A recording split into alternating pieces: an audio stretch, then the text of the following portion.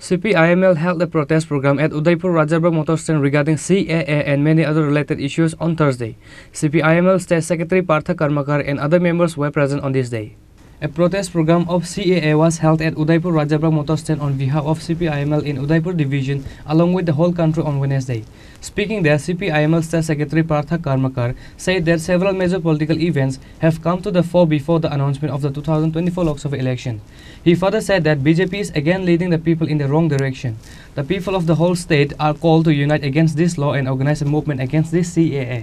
আজকে সারা দেশে সিএ এর বিরুদ্ধে প্রতিবাদ কর্মসূচি পালিত হচ্ছে।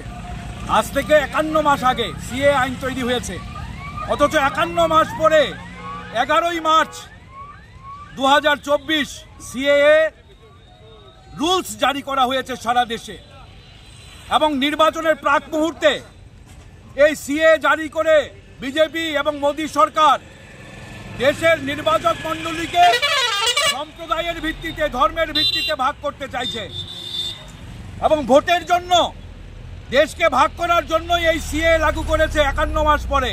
আপনি বলুন যে আজকে 51 মাস দেরি হলো কেন? আমরা দেখেছি তখন কোভিডের সময়ে যখন সিএ আইন পাশ করা হয়েছে তখন শাহিনবাগ তৈরি হয়েছে দিল্লিতে। জামিয়া মিলিয়ার ছাত্রছাত্রীরা, মুসলিম মহিলারা সংবিধানে যে বিধান নাগরিকত্বের সমান নাগরিকত্বের দাবিতে তারা শাহিনবাগ আন্দোলন তৈরি করেছে।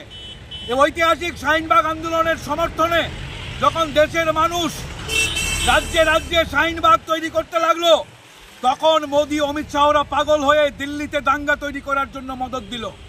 দিল্লি দাঙ্গা করে এই শাহিনবাগ আন্দোলনকে দমন করা হয়েছে। তারপরে 51 মাস পরে আজকে এসে ভোটের মুখে মোদি সরকার এই সিএ লাগু করছে। মোটেও ভালো উদ্দেশ্য নয়।